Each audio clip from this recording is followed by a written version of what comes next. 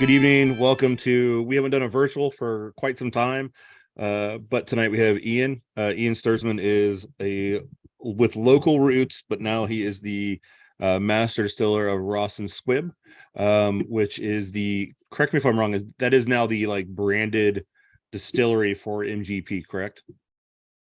Yeah, I'll explain here in a little Okay. bit, but Okay. yes. But that's really all I have. What I'll do is, if anybody has any questions, if they want to type them into the chat when we get to a stopping point or whatever during the conversation or whatever, I can ask, or I'll turn it over to whoever it is. But at the end we'll have a Q&A, and then that's pretty much it. So Ian, the floor is yours, man. All right, thanks, Troy. And thanks everybody for tuning into this tonight. I'm like Troy said, I'm a Dayton native. I went to school, grew up in Oakwood. So thanks everybody for joining in. Dayton is near and dear to my heart.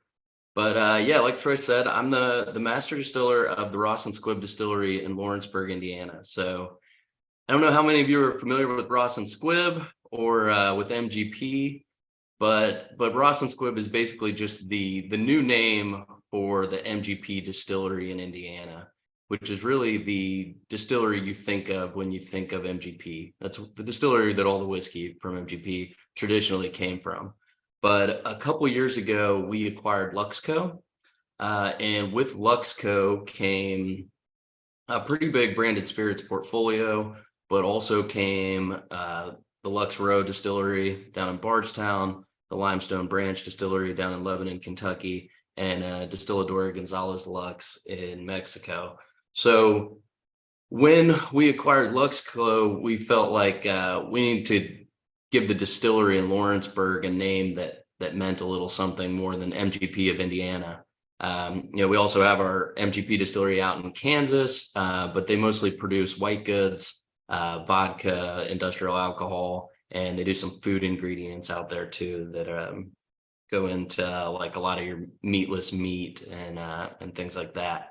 So we wanted to rebrand the distillery to something with some meaning. We're still MGP as a company, but now it's the Ross and Squibb Distillery, which is one of MGP's distilleries. So we changed the name to the Ross and Squibb Distillery, basically to pay tribute to that distilling heritage we have in Lawrenceburg, specifically for the first site, and that was the Rossville Union Distillery and the Squibb Distillery. And I put together just a couple slides for you all tonight, just so you can kind of get a visual of what I'm talking about. And so before I get into what the history of the distillery, I want to play a real quick video for you, just so you can get a visual of the distillery. So I'm going to share my screen real quick.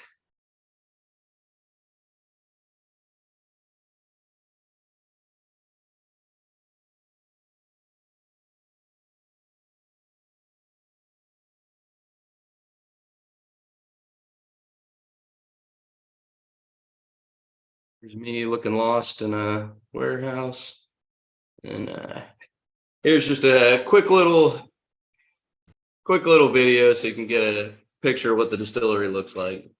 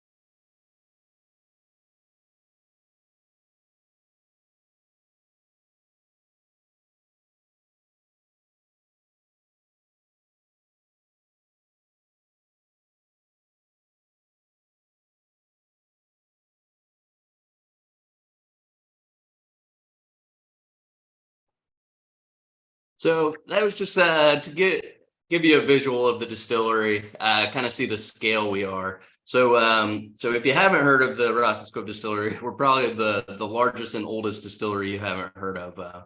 In one way or another, we've been around since 1847. We're the second, third biggest whiskey distillery in the U.S., somewhere in there. And we also do a lot of gin, a lot of vodka. We do a lot of things at the distillery. We're certainly unique for our size. There's not another whiskey distillery that does our size that does as many different things we do. So we make about 75% of the rye whiskey produced in the US. And we do about 75% of domestic gin as well. Now, some of that gin comes from our Kansas distillery as well. So we're very large. We've been around for a very long time, dating back all the way to 1847. And that was that Rossville Union Distillery. So it was started by George Ross, which is the Ross and Squibb. And then the Squibb in Ross and Squibb is for the Squibb Distillery. That was actually on the northern part of our campus back in 1869. Now, the Squibb Distillery would go on to operate through Prohibition, would actually be owned by George Remus, the namesake for our bourbons, famous gangster, during Prohibition. And then after Prohibition would be sold to the Shenley Company, would become the Old Quaker Distillery, and would eventually shut down in the 1980s when there was kind of a bourbon glut. Then we purchased that property in the 2010s, and we use those old Shenley rickhouses now for maturation. So the kind of where our main campus was that Rossville Union Distillery, and it operated up until Prohibition. But but when they went to restart after Prohibition, there was a big fire that destroyed most of the distillery. And at that time, the Seagram's Company, who had made a lot of money during American Prohibition, came in, bought the property, rebuilt everything in the 1930s and early 40s. And that's kind of the distillery we're still operating today. So a lot of people know that that Seagram's history. Not everybody knows about those the Rossville Union and Squibb distillery history. But Seagram's had the distillery for a very long time. They had it from 1933 all the way till 2002, when the third generation heir of Seagram's decided, well, I don't know if he decided, but his wife wanted to make movies. So he decided to sell off the Seagram's assets and buy Universal so that his wife could be in movies. It was a historic. And at that time, our distillery got sold to Pernod Ricard. It was Pernod from 2002 to 2008. Then we were owned by a holding company out of the Caribbean for just a couple years. We operated under the moniker LDI, or Lawrenceburg Distillers Inc., for just a couple years from 2008 to 2011. And in 2011, MGP purchased the distillery. Now, MGP, when they purchased the distillery, they really purchased us to continue their business model, which at the time was contract distilling, GNS mostly, GNS, grain neutral spirits, vodka, and do some gin and kind of continue what they were doing. But they got pretty lucky because they stumbled upon the best asset in the world to make rye whiskey in the process, and they quickly figured out that all the money is in the brown goods, not the white goods. So we mostly focus on the brown goods now. And I don't know if any of you know why all the money is in the brown goods, but it's mostly just because vodka sucks. So we still make it, but it's not as fun. So MGP started contract distilling all the brown goods as well. And in that time period, a lot of these craft distilleries started popping up, right? So you had all these craft distilleries popping up, and if you start a craft distillery, it's kind of a poor business model if you only want to sell bourbon or whiskey, because you're gonna put all this money into, your distilling equipment, your tap room, everything else, and then you're going to wait for 4 or 5 years while your whiskey matures without bringing in any revenue. So a lot of these kind of craft startup distilleries A lot of these craft kind of startup distilleries started purchasing whiskey from us, and pretty soon, at first, they weren't real. A lot of them didn't really want you to know where it was coming from. Some of them tried to play it off like it was their own. But pretty soon, all these brands started popping up, and they're like, "Well, this distillery's been around for 6 months, and they have 6-year-old whiskey.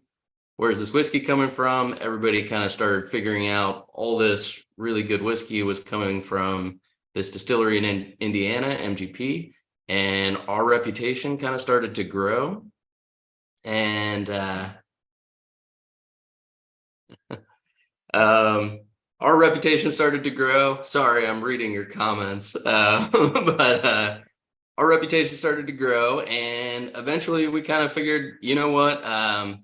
We have such a big reputation in the industry now for making incredible whiskeys. We should show off kind of the best of what we do with our own brands. And that's where we kind of came up with Remus bourbons and Rossville Union ryes.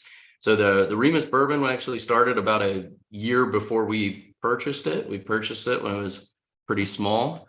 But then the Rossville Union ryes were we started that one. And yeah, now I did want to kind of ask what everybody's drinking tonight. Did anybody get a chance to get some Remus and Rossville? Awesome, cool. All right, well, I guess I want to kind of just walk you through our lineup and what we do, and then we'll, if you guys have any questions. So kind of our base Remus product is our 94 proof. It looks something like this right now, but we are pretty excited. We're moving to a new packaging here soon. I'll show you that in a second. And it's just most of the barrels I picked for that are 5 and 6 years old. It's 94 proof. It's going to be a blend of 2 different mash bills. So I picked barrels of our 21% rye, our LESV mash bill, and our 36% rye, which is our LBSV mash bill. So we are known for rye. All our bourbons are pretty high rye. Those mash bills, are quite a bit higher rye than what you're traditionally going to find in Kentucky. An old sister distillery of ours under Seagram's, Four Roses, has pretty similar ones, but higher rye than most of the Kentucky bourbon. So, yeah, and yeah, they both use the V yeast. So I don't know if you're familiar, but we use the old Seagram's V yeast.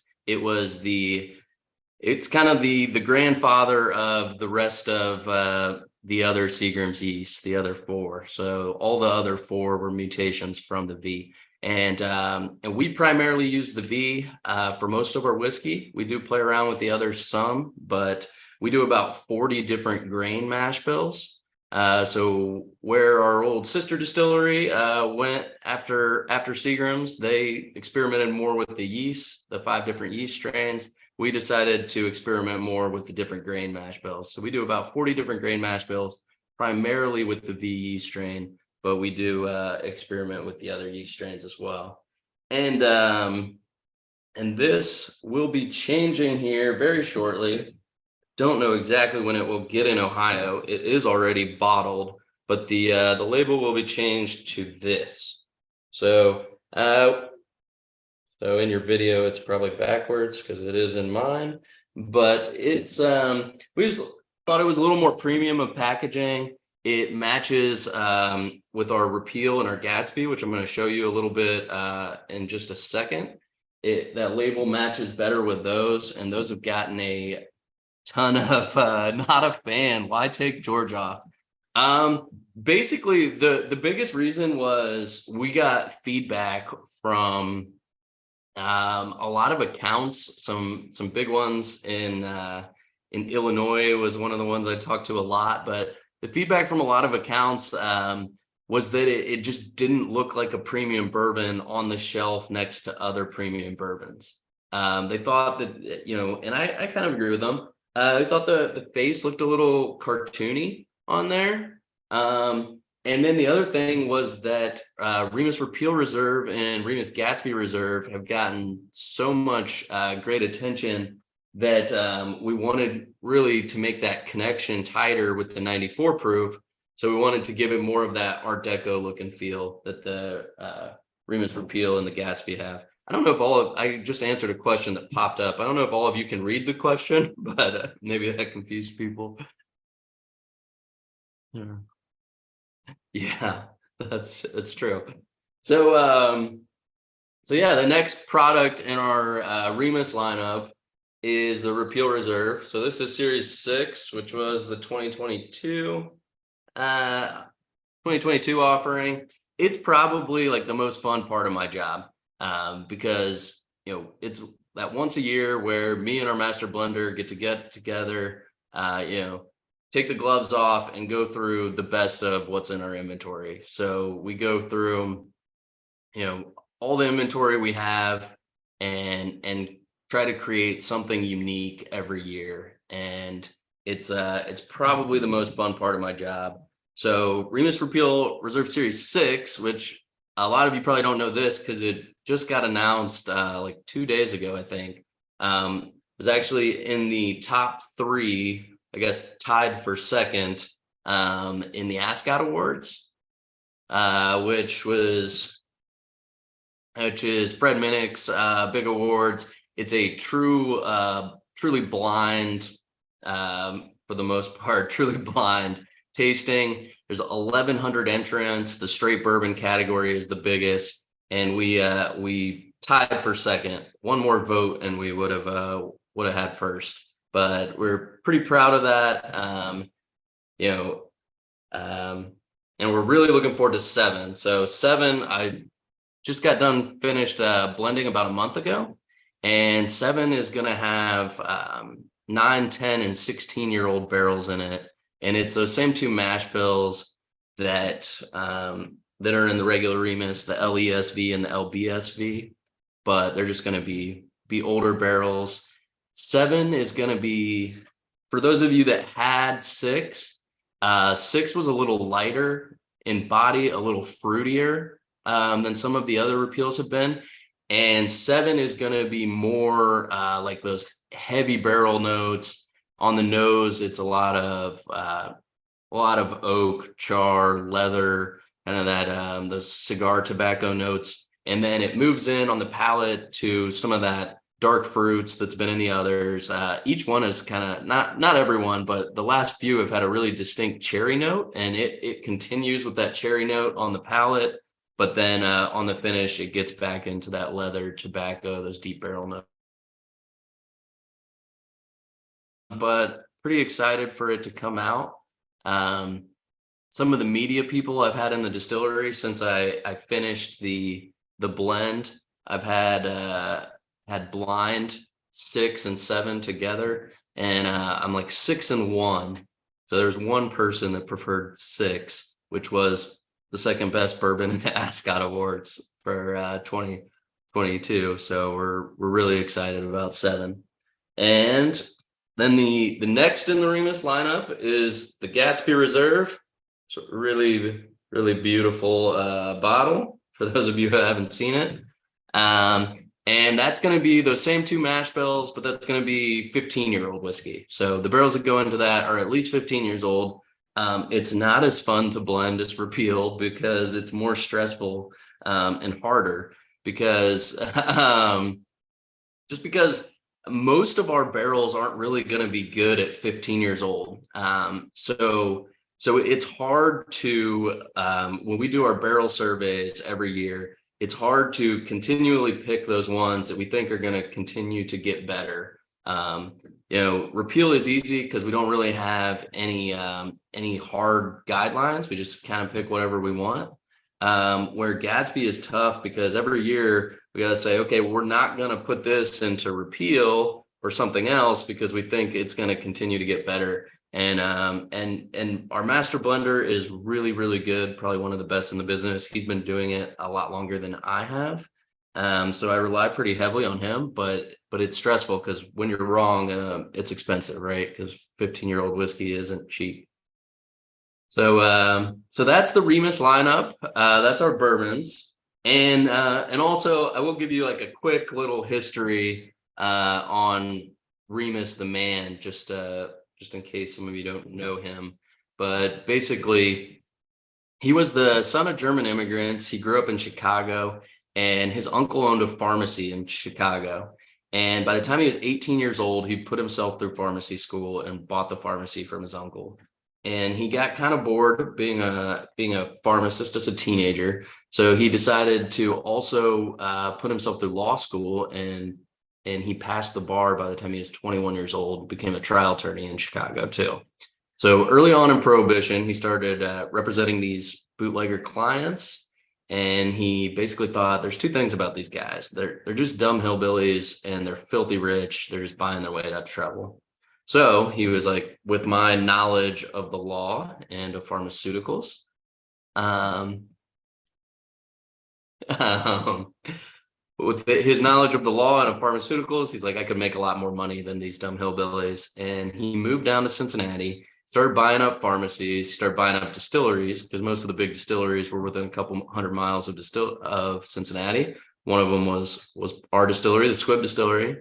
And basically what he would do is he would just he would get medicinal permits, because you could get a prescription for bourbon at the time. It was kind of like when weed was like recreation or medicinal in like California. Basically, you go to the doctor, you could say, I stubbed my toe, or my head hurts, or my girlfriend broke up with me, and they give you a prescription for bourbon.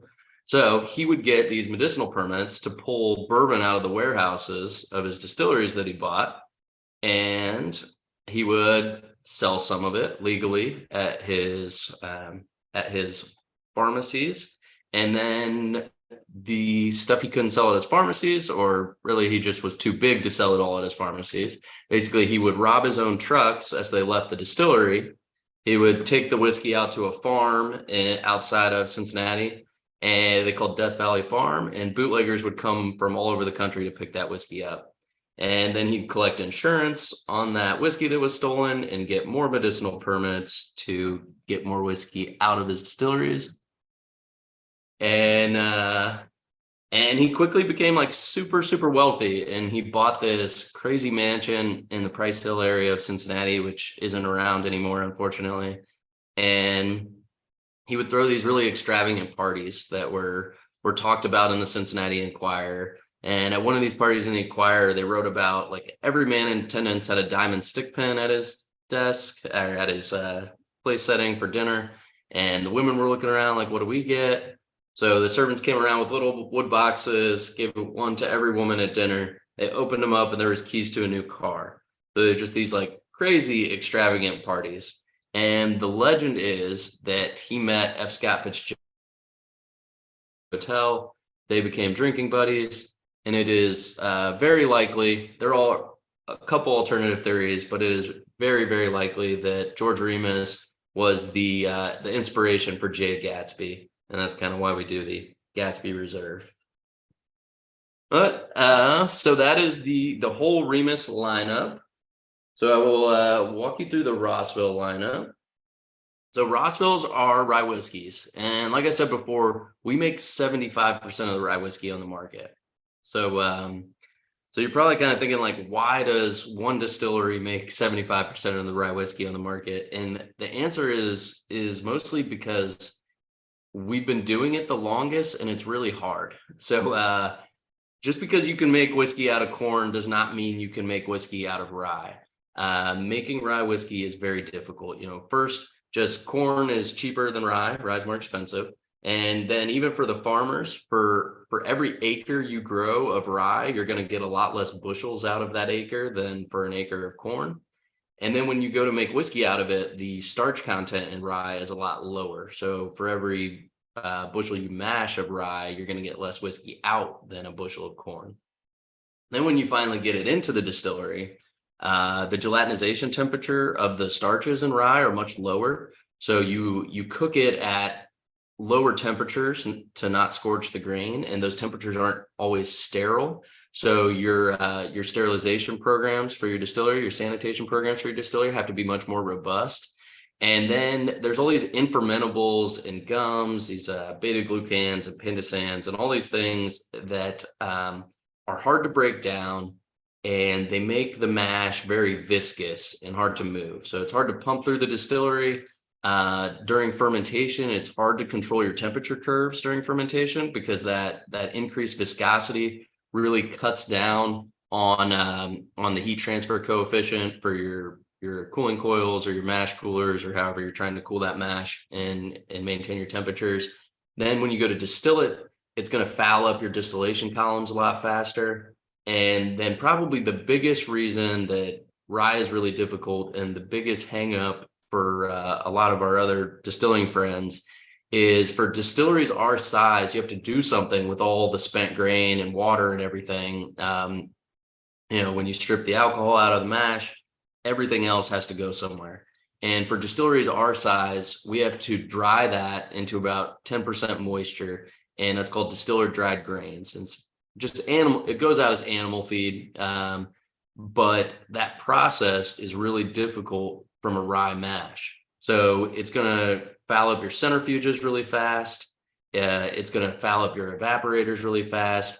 All of your conveying equipment is going to get gummed up and stuck up. Sometimes the conveyors will just plug solid like concrete, and you got to get 20 millwrights digging it out. It's a big mess. And your dryers too. Your dryers want to plug up. It's a huge mess. But a lot of these things we've figured out. We figured out a lot of them a long time ago because we've been making rye probably longer than any other distillery or any other real large distillery anyway in the US. And because we've also implemented some modern technology as well. So we have a dryer that is a one-of-a-kind, it's specially engineered, one-of-a-kind dryer that does rye way more than we could even when I started 10 years ago. And but a lot of it's because of our experience through history. So Seagram's built our distillery to make a lot of the blended whiskeys that went into, Seven Crown, for instance. A lot of people don't realize this, especially younger people, like what Seagram's was. But Seagram's Seven Crown during the 70s sold 30 million cases a year. So you put that in perspective today, and you're the Jack Daniels and Jim Beams of the world are about half that. So Seagram Seven Crown was huge, and rye whiskey was a key component of what went into a lot of the Seagram's blended whiskeys. So we were continuously making rye ever since Prohibition, and really rye died out in the U.S. after Prohibition. So rye was huge before Prohibition, was really the first kind of truly American spirit, and then after Prohibition, partially because rye's harder to make and more expensive and all those things, but also because during Prohibition the quality of the spirits being put out was low, so people lost their flavor for like a big bold rye. They wanted a lighter, more rectified spirit. Also, some of it was political, where a lot of the permits to continue operating during Prohibition went to the Kentucky bourbon distilleries. Only one or two of the Eastern rye distilleries got permits to continue operating. So between those things, most of the Eastern rye distilleries never reopened their doors after Prohibition. The ones that did went to the wayside pretty quickly, but we were kind of quietly making it for all those years. People just didn't know it because it was going into the Seagram's blended whiskeys. So when rye, when there was the bourbon boom and people's palates started to get more refined, they started seeking out rye whiskey again. We were sitting there with, many decades of experience on everybody else in making it. So that was a very long-winded story about why we produce so much of the rye, but that's kind of why we do. And this is our rye that we do for ourselves, and it's Rossville Union, the master crafted 94 proof rye. So this is a blend of two different mash bills. Again, the barrels I picked for this are going to be 5-year plus old, and it's going to be our 95% rye, 5% malted barley mash bill. which is what people think of when they think of rye whiskey for the most part. And then our 51% rye, 45% corn, 4% malted barley mash bill. And we add in that 51% rye, 45 corn mash bill just to sweeten it up a little bit. We like to think this is a pretty good transition rye for people that are just getting into the rye category that are more bourbon drinkers. Thank you. But it's also complex enough, for people that are rye drinkers. And then for the people that really are rye drinkers, we have our Rossville Union Barrel Proof. This was the 2022 version. It's the 117.2 proof. And this is like my everyday drinker. The barrels I picked for this, it's got a 7-year age statement, but the barrels I picked for this were actually closer to 8 and 9 years, or a little over 7.5 and 8.5 years old. And it's predominantly the 95.5 rye. So it's a really big, bold, spicy rye. To me, it's like everything an MGP rye should be. A lot of mint, a lot of dill, a lot of herbal notes. It's it's what I drink every day. So so yeah, those are our products. I'll open it up to some questions now too. Although I'll share my screen with you guys real quick just so you can see what I'm talking about when I talk about the Ross and where that Squibb distillery was versus where that oh shoot. Oh. All right. So can you guys see my mouse? You can see my mouse? Cool. So this area up here was that old Squibb distillery. And we still utilize these rick houses for maturation. And then this area here was the Rossville distillery. So only one rick house survived the Rossville fire, and it was this one right here. Everything else here was built by Seagrams. So just fun facts. Are those brick? It's a little over a mile from north to south. Sorry. I was just wondering, are those brick rick houses or are they wood?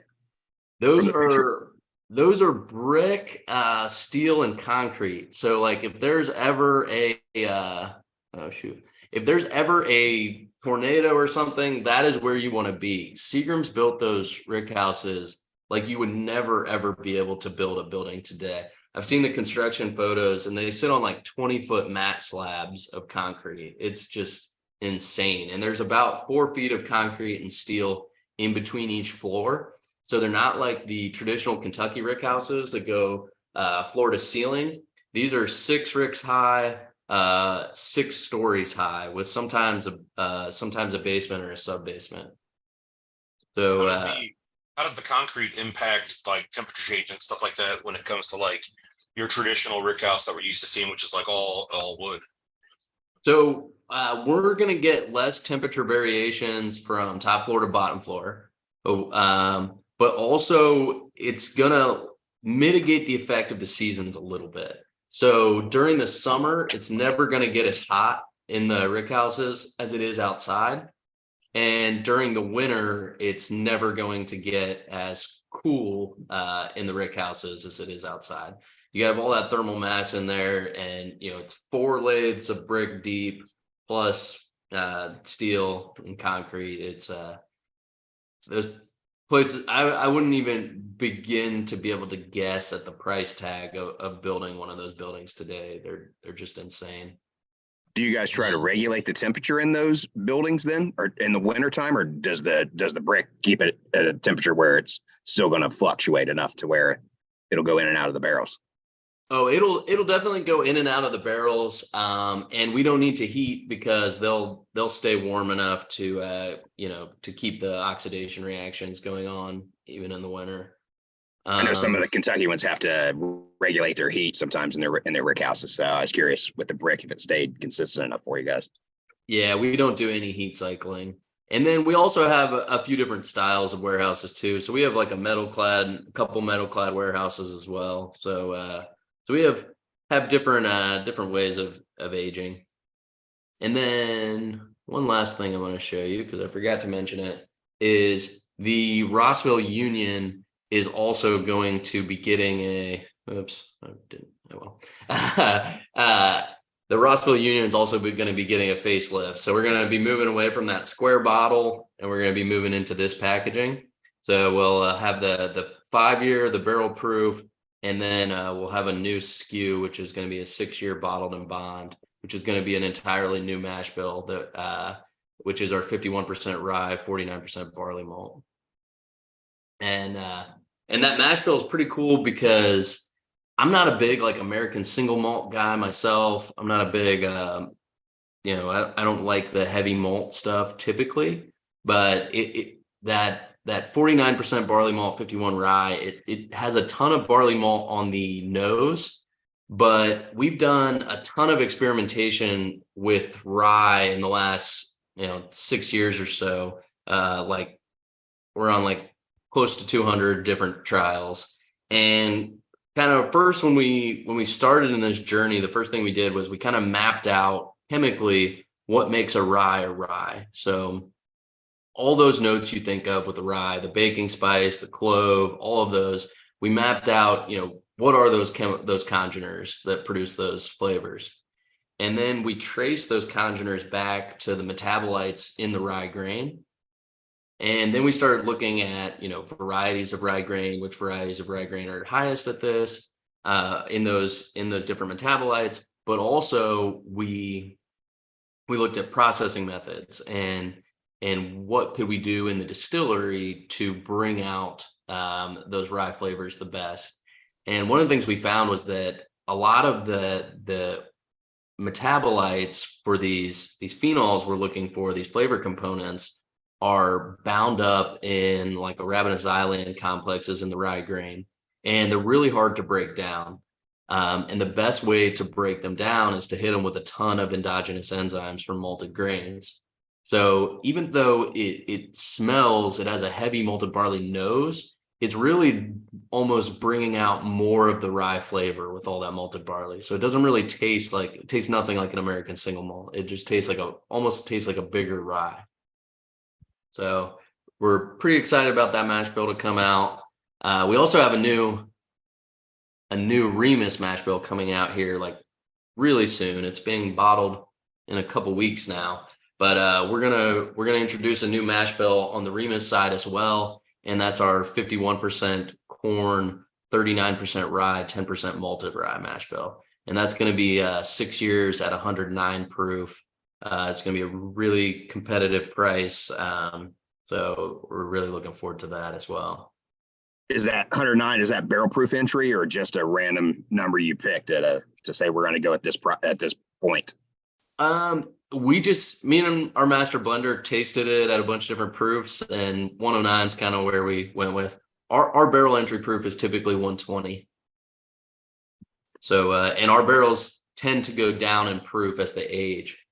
So like our Gatsby was cast strength last year, and it was only 97.8 proof. So, and the reason for that is kind of, if I could go back to, well, I won't, but going back to that picture of the distillery. So we're right where Tanner's Creek runs into the Ohio River, and our rick houses up against Tanner's Creek are actually part of the levee, and the levee wall goes in between the rick houses. So it's very, very humid down in the river valley, and that humidity slows down the evaporation rate of water, but not of alcohol. So it tends to push the proof lower, which is a little bit of a bummer because you have all these people wanting these like super high proofs now. And it's really like I think it's a misconception in the industry, because what people want is cast strength. You want full flavor. You don't want it diluted by water. But the ethanol doesn't impart flavor. I mean, I could take 193 proof, the azeotrope off the rectifiers and pour it into Gatsby. It wouldn't taste any better. It'd be hazmat proof, but it wouldn't taste better. I could promise you that. Vodka doesn't have a ton of flavor, right? That's not where the taste comes from. Now, you can say that spending time at different proofs in the barrel will have an effect on the flavor, because at a higher proof, you're going to pull out more of those alcohol soluble components from the wood. At a lower proof, you might pull out some more of the water soluble components out of the wood. But I think there's just become this misconception because people like cast strength. They like the full flavor, and they think like higher proof is going to be more flavor, but you can't be more cast strength. If you're not diluting it, you're not diluting it, right? But sorry, I'll open it up for some questions now too. Well, as I say, you've used a lot of big words in with all this stuff. And are you more of a science guy, or are you you're an Ohio guy, right? So it's rare that you ever hear of a master distiller coming from the Ohio Valley, right? You want the Kentucky Colonels, the Kentucky guys that have been in the business for 50 years or generations upon generations. What made them choose you and why? Just out of curiosity. That's a great question. I pretty much just got lucky. So I went to Ohio University for chemical engineering. I minored in biology, majored in chemical engineering. And when I got out of school was like 2008, which wasn't the best time to graduate. Not a lot of jobs out there. And depression time for sure. Yeah, I took the first job offer I took, and that was for a big paper mill down in Chillicothe, Ohio. So I was an engineer at a paper mill for about 3 years, and then the distillery called me, a recruiter from the distillery called me and was like, "Hey, you want to be a shift manager at this distillery?" And I'd never even heard of the distillery at that point. I brewed a lot of beer in college and stuff, but I hadn't really thought about making whiskey at that point. And I was like, yeah, making whiskey sounds way better than making paper. And it is. So so I started as a shift manager. At the time, our master distiller was a guy named Greg Metz, and he'd been there for like 35, 40 years. So I did the shift manager thing for about a year, going back and forth nights and days. And then I became a process engineer. And then because Greg had been there so long and there wasn't a ton of experience behind him, they kind of saw that experience gap, and they created a position. They called it the fermentation distillation manager position, but they created a position for me and another guy. And basically we studied under Greg, and we moved around managing each part of the distillery. So I managed like our fermentation and yeast prop for a couple of years. I managed our dryer house and utilities area for a couple of years. I managed our whiskey distillation for a couple of years, and our mashing as well. So I did that, and then Greg retired or left, and a guy named Gordon Working took over for Greg, and he was in the company. He was actually working out at our Atchison distillery, but another guy that'd been in the industry for 40 plus years. He made stills for a long time. And so I worked under him for a couple more years. And then when he retired, it was just kind of right place, right time. I was like when I started, there was only a couple young engineers. Now we got like 7 of them. They're all more talented than me. So I just got in at the right time. So did you actually get to work with Greg? Yeah. I worked with Greg for probably my first 4 years, something like nice. that. Yeah. So it wasn't a hey, we're going to randomly pluck this guy out of the thing. You've earned your stripe, shall we say? I'd like to think so. Yeah. Yes.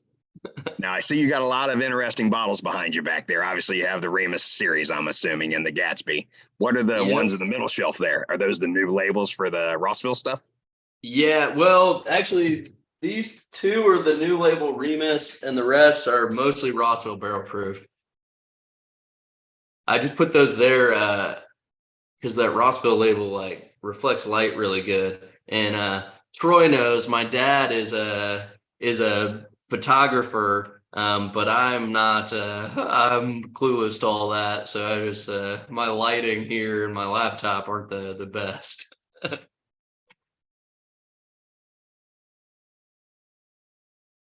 So how can you be asking questions till somebody else does? Since it sounds like right when you get out of college, so. But you never one time mentioned until a year and a half ago or whatever it was that you were into distillation at all. So yeah, it was a family good secret that was kept by your family, man. Yeah, they don't talk about me much. How about those reds? Oh, that's awesome. This is exciting. I don't know. It's been crazy. I don't have Bally Sports. So there's a bar across the street from me. It's really put a dent in my bank account. I've been drinking too much because I got to go over there just to watch the games. It's exciting time to be a Cincinnati fan for sure. That's for darn sure. I Being know it a is. Bobcat, my wife's a fellow Bobcat, so go OU, go Bobcats. Yeah. So, any other questions? I mean, about the distillery. I know we're kind of a little bit of a mystery still. There's still a lot of misconceptions about us out there. I went on a barrel pick back there just before COVID hit, and I know in part of the tour they took us through the picture you showed with the standard rick house style setup. But in where they were filling the barrels, they had a lot of stuff set up on pallets. Do you do a lot of warehousing of palletized barrels as well? Yeah, we do both. Let me switch back to that picture of the distillery.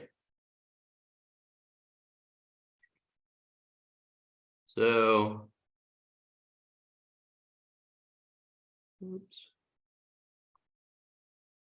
So in this, maybe. Oop. Oh, oh, sorry, it was at the. Yeah, come on. So in this picture, the distillery. So these flat buildings here, this is all palletized storage. And then we also have a metal clad building that you can't see because the other brick houses are too tall. We also have some offsite storage that is palletized as well. So we do both. There's a lot of people are traditionalists and they want everything to be ricked. But I will tell you, we could go taste 100 barrels of palletized and 100 of ricked, and nobody, including myself, would be able to guess which was which. So there's going to be differences in the way they age. Just that's what science tells us. Standing up versus laying down. There's going to be a little different surface area to volume ratio. During the winter, they're not going to draw in the oxygen the exact same. But the difference between individual barrels is so much bigger than the difference on whether that barrel was laid on its side or stood up that you're never going to be able to pick out. Like there's no trend to follow, right? Like we can't say the palletized barrels are going to be sweeter or more fruity or more oaky. Like there's no trend to pick out. If you could take the exact same barrel, which you're never going to have, if you could take the exact same barrel and put the exact same whiskey inside of it, and you put one in a palletized warehouse and one in a ricked warehouse, they're likely not going to taste exactly the same. But we could take 20 barrels out or however many, out of a palletized warehouse and out of a ricked warehouse, and I'm not going to be able to tell you which one was which. There's no real trend, and the barrels are just so different from barrel to barrel. Two trees in the same forest of the same species, like right next to each other, they've done studies and have shown can have like 20% different levels of lignans and tannins and different components in them. So you take trees from all over the country of several different species of American oak, and no two barrels are ever going to be the same. So the differences on whether they were laid on their side or stood up or we can't really tell the difference. So but each barrel is going to be unique. Is there less loss? Do they retain more volume on standing upright versus on their sides? We haven't seen that. I mean, there's still like kind of the formula we use, and it works for both palletized and ricked.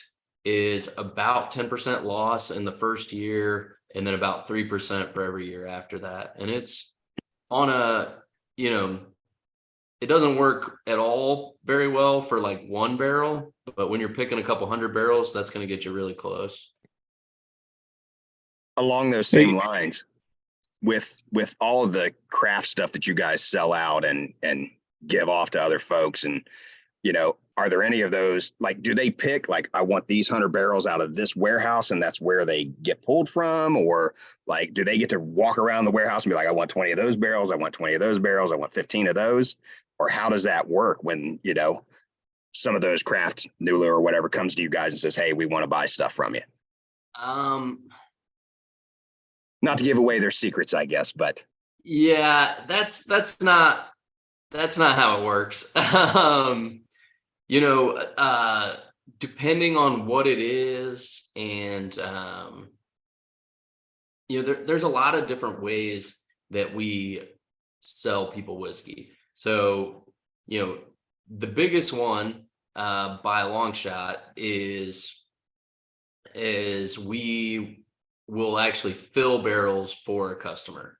So a customer puts in an order, they want however many 100 barrels of this mash bill or thousands of barrels of this mash bill, and we fill those barrels, we put them in our rick houses, and then they pay us storage fees as they sit there. So that's probably the biggest way. But then some companies will actually distill the whiskey, put it out onto rail car or tanker trucks, and send it off to them where they barrel it, age it, store it. And then we also put a lot of whiskey away for ourselves. And with that whiskey, it can kind of be like that. If we're selling somebody aged distillate, we'll usually give them the opportunity to taste that, you know, sometimes, but I think I'm the only one that gets to go around and say, you know, this is this is what the customers are a little more limited. Yeah. yeah, I was just saying, because there's some of them that are so old, it's like, well, they haven't been around for 15 years. So did they just buy that stuff or what? So just curious. Interesting. Yeah. And you got to remember too that, you know, we do sell to a lot of craft guys, but we also sell to the biggest spirits companies in the world. So we have like 600, we're up to like 670 some customers now. And, you know, I think it's so you look at brands, and it's, you know, way more than that, because some of those customers are, you know, the biggest spirits companies in the world that have a lot of brands that this stuff's going into. So the stuff that you blend with, does any of that get sold to some of these other customers, or do you keep all that stuff that you're blending to yourself?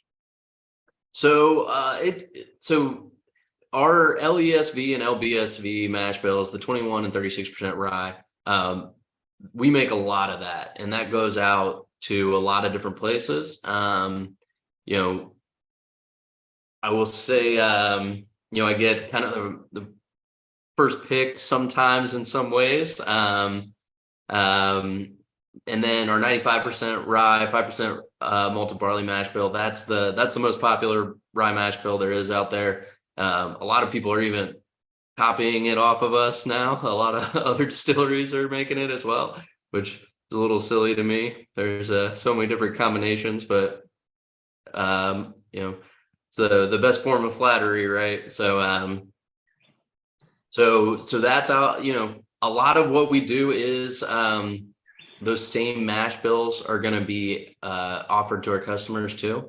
But then this 51% rye, or sorry, 51% corn, 39 rye, 10 malted rye, that mash bill is not out there anywhere else right now. So that's going to be exclusive to us.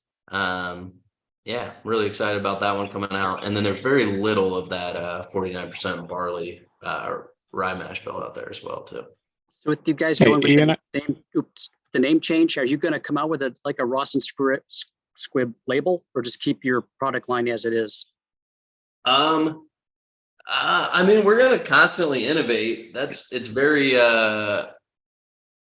It's a possibility. I can't really say right now, but it's a possibility. We're going to continue to innovate. Like on the new labels, the Ross and Squibb, you can't really see that very well, but Ross and Squibb is pretty, front and center. Yeah, I got a kind of a two-piece question here. One, you spoke earlier about the Remus label. It sounded like you alluded to the fact that Ross and Squibb or MGP acquired that label at some point in time. I was wondering if you could speak to the origin of that label, who maybe produced that to begin with, and then secondly,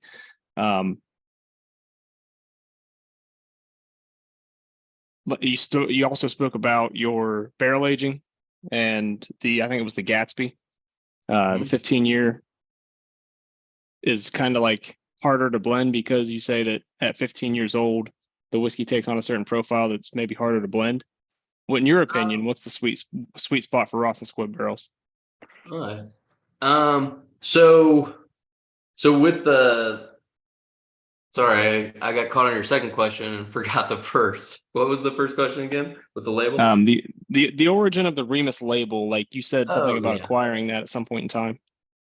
Yeah, they were around probably for a year or two, and it was just a really small NPD, mostly I think pretty focused in Cincinnati, with Remus being kind of a Cincinnati character, and we acquired that pretty early on. So I actually don't know the history of that well. I wasn't on the acquisition team, so I mean, I know of the guy that started it, and then we actually had their like one employee on with us for quite a while afterwards too. But I don't I know that the whiskey wasn't really the same before we acquired it, but I don't know how long exactly it was around before we acquired it, and then.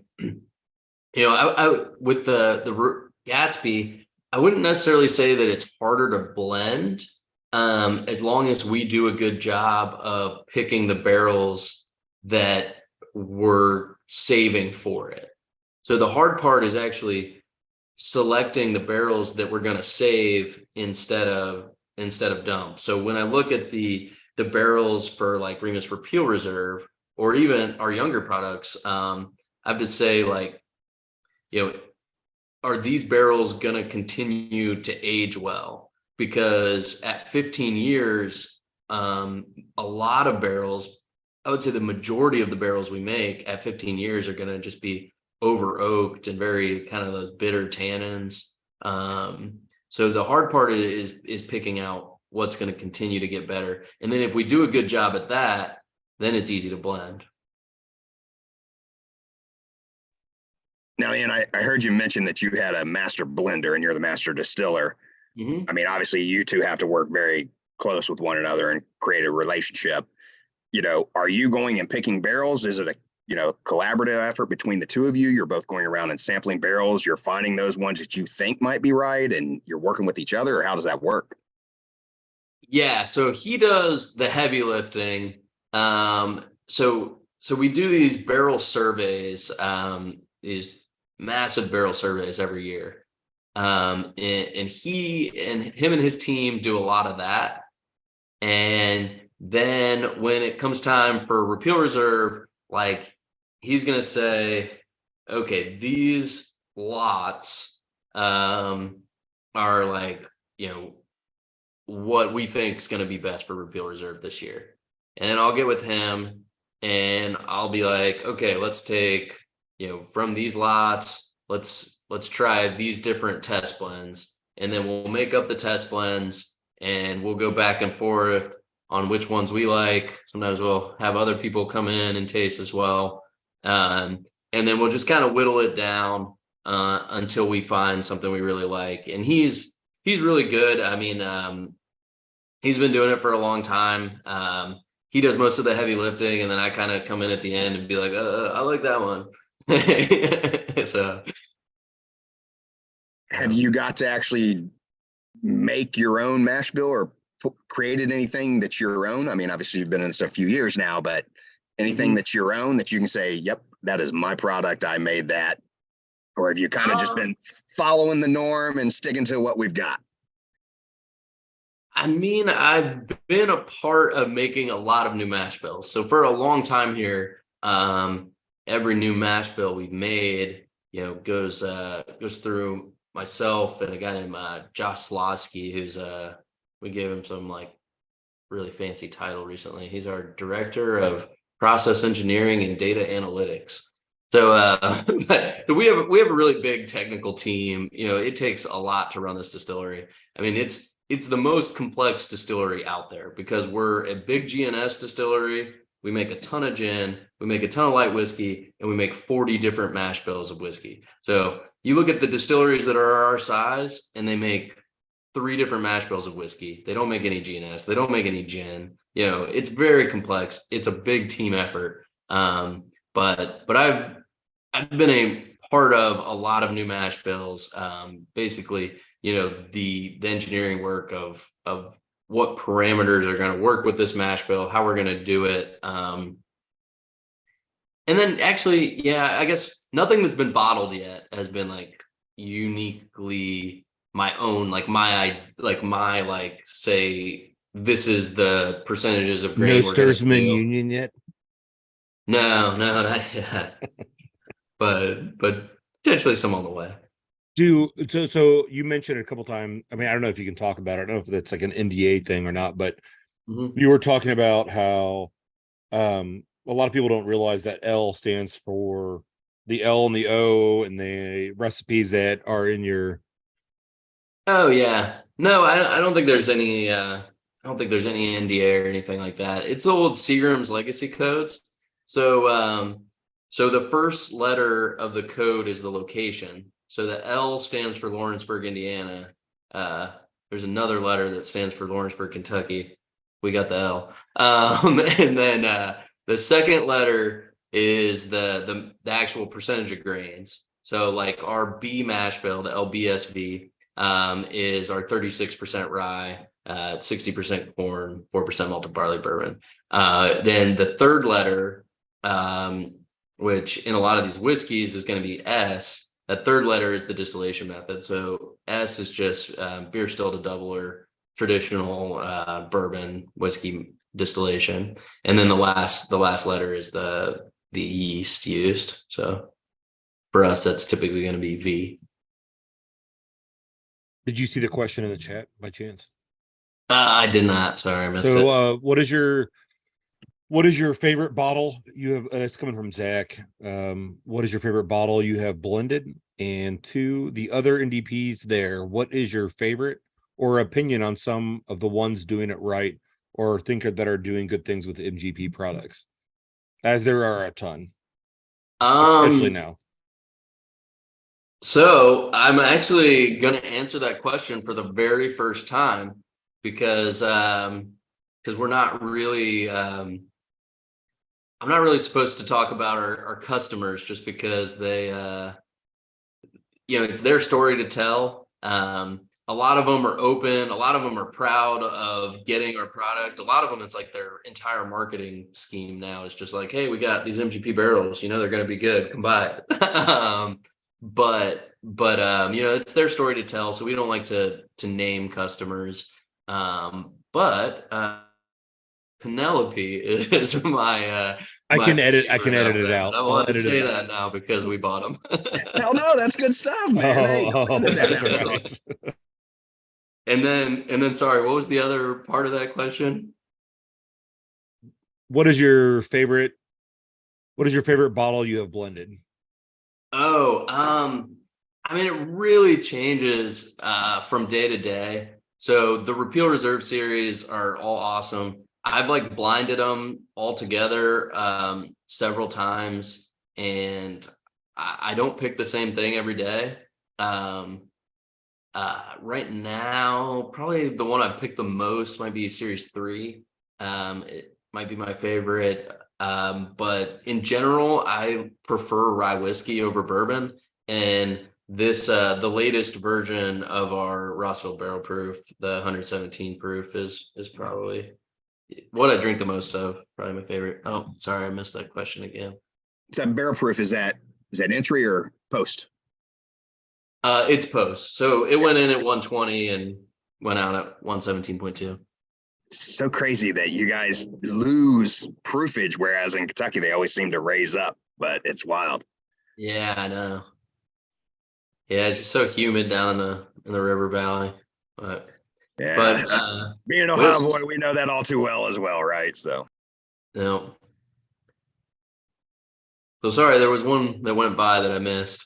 The other one is were you involved in the Volstead reserve release? This is from Austin. He said that he noticed that you hadn't mentioned that particular product tonight. His favorite release from Remus thus far, though I've not opened his Gatsby. All right. I wasn't really involved in Volstead. So when Volstead came out, I was really just like in the distillery, focused on distilling. It's only been in the last couple of years that I've been really involved in the blending. So I wasn't really involved in Volstead. Volstead was a one-off. Gatsby is going to be Gatsby is basically the replaced Volstead, but Gatsby is going to be more of a recurring. So Gatsby will be back for this year. We'll release a new Gatsby this year in September timeframe. are you guys That's going to great keep those news. at bear proof? Oh, sorry. Yeah, it'll be cast strength again. Or, sorry, Yeah, cast strength. Yeah, it'll be cast strength again. Barrel proof, cast strength. Yeah. I was just saying that's great news. I look forward to the next release. Nice. And Series 7, we're really excited about Series 7 and that new Remus. It'll be an everyday SKU. The Remus, we're gonna call it the highest rye, being 49% total rye, and those came out just incredible. Oh, I'm really excited about those to come out, hit the shelves. I know a lot of people freak out about this, but by any chance, are you a Kentucky Colonel yet? Some people I am not. They hold that to a higher standard. I just know a friend of mine just got one. And I just was like, I wonder if Ian's a Kentucky Colonel, man. I'm not, and I really don't know that much about it other than my grandma was a Kentucky Colonel, and when she became a Kentucky Colonel, it appeared that she did almost nothing to get that designation. No, But that's true. that's all I really know. That's good. About. That's good backstory though for you though. I mean, so in the bourbon world, everybody like holds, it's like the Stave and Thief Society when they say you're like a bourbon steward. Like you pay $500, you go to a tasting. I mean, it means something to those that take it seriously, but some people, it doesn't. But Kentucky Colonel for some of us, some not me, but for some people are like, oh, that guy's a Kentucky Colonel. You need to be like an Indiana lieutenant or something like that. Yeah, I don't want to offend any Kentucky Colonels out there, but I just remember that my grandma like was dating a Kentucky Colonel for like a month, and in that month she became a Kentucky Colonel. But no, I'm sure that I don't know if you guys have ever had you guys should have Steve Fonte on here from Limestone Branch Distillery. I'm sure he could tell you all about it. He's everything Kentucky. Oh yeah. So we did do a barrel pick with them a while back, and I remember like when, God man, I hope he doesn't watch this when I say this, but he comes down to the bourbon bash that happens in Greene County all the time.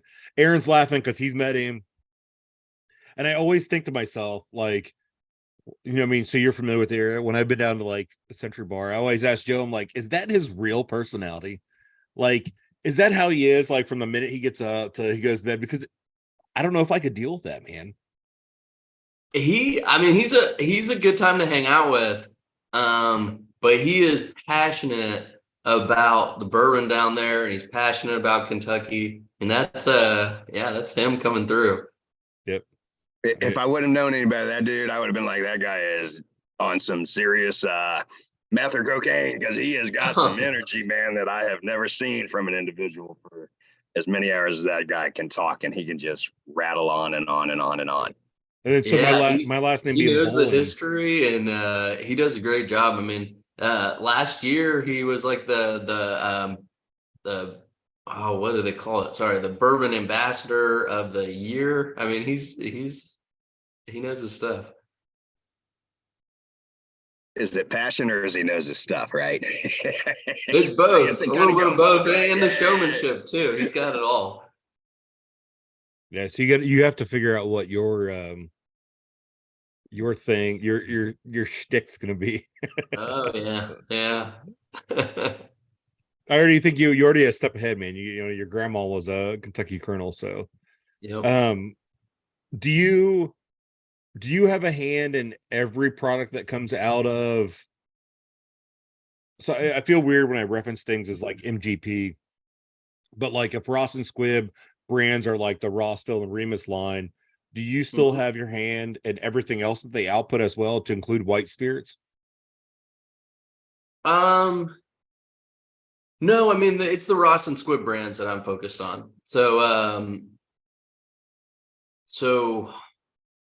like any of our NPD stuff, you know, those customers, they're gonna buy the whiskey from us, they're gonna blend it themselves. We So do what's offer NDP for those people that don't know what that means? like non-producing distillers. So a lot of our customers, and some of them, it's not really the right term for all of our customers, because a lot of our customers do distill themselves as well.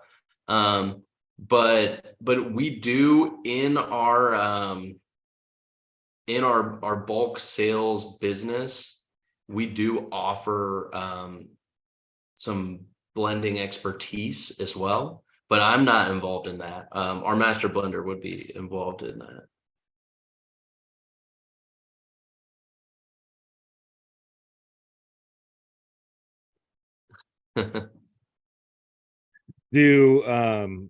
So does anybody else have any other questions? I have one question left.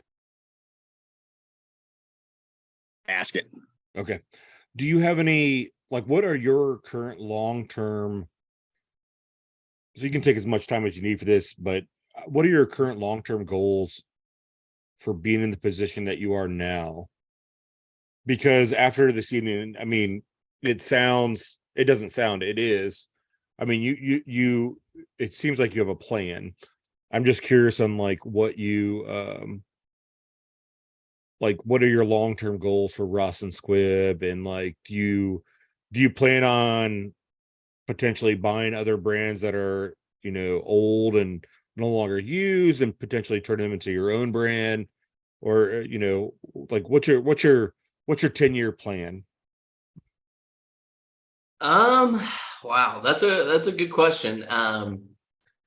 You know, right now I'm really focused on just making the best whiskey we can. Um, we're also gonna continue to innovate, you know, with new products. But a lot of my focus is, you know, I talked about a lot of those trials we've done just around rye, and I'd like, you know, we're trying to better understand the connection with agriculture is a lot of what we're doing. So we've worked with universities to come up with methods of testing the different components we're looking for in the grain. Then we evaluate different varieties, you know, and we're really kind of trying to develop that connection with the agriculture, because that's something that's been um, not overlooked, but hasn't been dived into as deep in this industry as it has like in winemaking, for instance. So I think there's a lot of opportunity there. Um, you know, for new products and stuff, I can't really say what's next. You know, other than those ones I just mentioned. Um, but we just, you know, we are really scientific about it. You know, I'm an engineer. We have a lot of engineers working for us. We have a big technical team. So we're really kind of continuing to push the limits. You know, this industry has been kind of stagnant for a very, very long time. You know, really, I could say that a lot more so when I started than today. But you know, the feedback loop for making whiskey is so long that I think for a long time, you know, the big distilleries figured out what worked for them, and then they just kept doing it, right? Because you do something today and you don't fully understand the impact of it, for 5-6 years, however long that whiskey's going to sit in the barrel. So there's a risk there. You could be messing stuff up for 5 or 6 years and not even know, right? So everybody just kind of continued the traditions and kept doing what they're doing. And we respect the traditions we have because we know it makes great whiskey, but we also want to continue to make better whiskey, right? So we just be very scientific, make really small changes, evaluate those changes over a long period of time, and the best we can. We have a lot of indicators of what that distillate's going to turn out like, but nobody really knows for sure until it comes out of the barrel. So that's kind of our focus right now. We're just trying to make the best whiskey we can. We're definitely going to continue to innovate. Yeah, I don't know. That wasn't the best answer, but that's So what how we're old doing are right you? now. How old are you, Ian? I'm 36. So it's amazing to me. So totally random thought, but your dad just texted me. He goes, "I totally forgot to join tonight." And he goes, "How's he doing?" And I said, like, I am. It doesn't matter. I'm just a little dude from Miamisburg, Ohio, or Dayton, Ohio, but you're super impressive. Like, I'm very excited to see like more products on the shelf, or not more products, but like more of that. Like, I know that guy. Like, I'm gonna drink Remus more, or Rossville, or chase down the Gatsby or whatever. But it's nice to hear that, like, not fresh take, but like that scientific approach, but as well as like the old soul effect too as well. So it's exciting. So there's another question here, a hot take. What is your opinion on the highest MSRP you would want to be one of your bottles you have, want, or product? And that'll be our last question. We'll wrap it up. I don't know what's the highest MSRP I would want. I mean, I know the highest MSRP I'd pay, and it's not that high. But I do like to have some expensive bottles on the shelf. I think it's a really great gesture when you have people over and you can share something with them that's special, and it's a great gesture.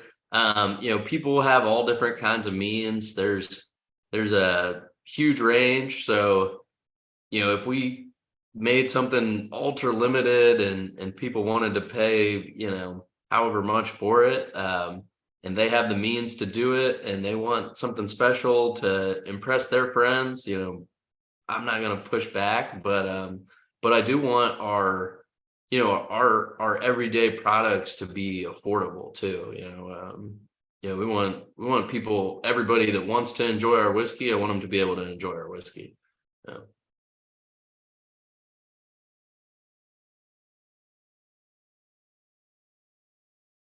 So I'll spot it one more time. Does anybody have any other questions? Well, so when it comes to like you guys selling all this stuff, and is there anything that you've ever regretted giving up? Like, oh, damn it, that was some good stuff. Oh, Could have kept that for ourselves. yeah, but it's hard to like say that just because a lot of what's put down is not even for us, right? So some of them, like the stuff that our customers have put out that I think is really great, maybe I never even had access to those barrels, right? Because they paid to put that down for themselves, and they paid us to age it for them. But I mean, we make incredible whiskey. I like a lot of our customers' whiskeys. I think a lot of them do a great job. They all most of them kind of figure out a way to be unique. Like Penelope. I mean, everything they've done with the architect and all their finishes, they found a way to be unique, and it really works. And I like their whiskey.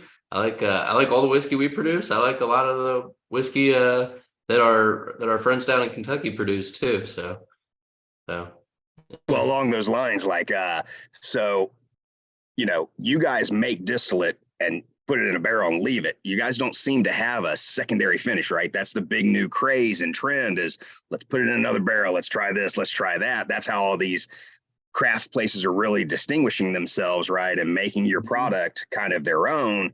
But really, it's not bourbon. It's now a whiskey, right? Because you got it right, But finished there? bourbon whiskey. Yeah. So, Yeah. are you guys ever going to get into that finishing game? Or are you like, nope, we're sticking to what we know and what we are damn good at, which is making straight bourbon and putting it in a barrel, letting it sit for the age that it needs to sit. And, hopefully finding some of those honey barrels as they go over and get to those 14, 15, 16-year marks, right? So. Right now, we don't have any imminent plans of doing that. And I think John Rempe down at Lux Row, he does a great job of barrel finishes. Steve Beam with the Yellowstone Limited, he does a great job of barrel finishes. And then we just got Penelope, and they do a great job with barrel finishes. So we have that in our portfolio already. And I'm not going to say that I'm not ever going to get into it, but right at this moment, it's not my priority. No, and the reason I ask, our local distillery, right, like here in Dayton, they buy your guys' product, and another one up north of us buys your product, and that's how they've really been able to distinguish themselves, especially up north. They've won a lot of those gold San Francisco medals because they've used the finishing product, or they blended your product and won a lot of those gold medals. So I didn't know if it was an encouragement, like, hey, should we try that or what? You know what I mean? But you guys make good product as it is, so if it ain't broke, don't fix it, right? Yeah. And we probably will eventually get into something like that, but right now it's not our focus right now. Do you guys do a lot of experimental stuff and you're like, hey, let's try this mash bill, let's throw it in a barrel and let's see what it looks like in 3, 4, 5 years? And sometimes you swing and miss, and sometimes you're like, well, that's got to go. So I had that same question too that Aaron just had, was like, and I'm not trying to prolong this any longer, but I was curious if you guys are doing experimentation like some of the other smaller distilleries are doing. For example, I know we were talking about Fonte. So I know Yellowstone, they do their little mini thing out back or whatever. Are you guys doing the same thing to kind of see what you may hit on, what you may not, or what? We do. It's not as easy for us as it is for a lot of the craft guys, because a day of production for us is a lot of whiskey. I mean, even a fermenter is a lot of whiskey. So we can, but the stakes are a little higher, right? And we do experiment, but usually our changes, I'll probably say that because of the size and scale, that we have to be a little more careful. So it's hard to try something really out there, just because that's a lot of whiskey. So along those lines, are you a giant column still company, a pot stiller? I mean, do you have a mixture of different kinds of stills and you guys experiment with those different stills, or are you guys straight column and multiple columns, or what? Multiple columns, multiple kettles. We have a 6-column spirit unit, three gin stills. So we have a lot of columns, but none of them are small. And you guys keep them separate, right? So you only run gin on this column, you only run on this, right? And this is our bourbon one, right? Or your whiskey, right? Nice. Yeah. Whereas a lot of these smaller crafts, right, they're doing a lot of that same stuff on the same still. So you got to go through that cleaning process, and you're going to get notes and things, especially depending on the type of still you have, right? So it's going to linger around in those things. So, Ian, do you guys do tours at Ross Squibb yet? We are not open to the public, but for groups and stuff, especially from my hometown. Maybe we could figure something out. So there was a couple people like it just sounds like an interesting it sounds like an interesting opportunity. So Yeah, it's cool to see. Lawrenceburg ain't that far from us, Troy. So it's definitely it's a lot reasonable trip. closer than other places are. Yeah, You know, when yes, I go it home. is. Yes, it is. Yes, it is. So, So with that, I'm gonna wrap it up. Ian, I appreciate you stopping in and chatting to us tonight. I will get this posted in our group probably in a couple days. So other than that, you got anything else you want to say to like close it out or what? No, thanks everybody. The questions were great. I really enjoyed chatting with y'all. So thank you.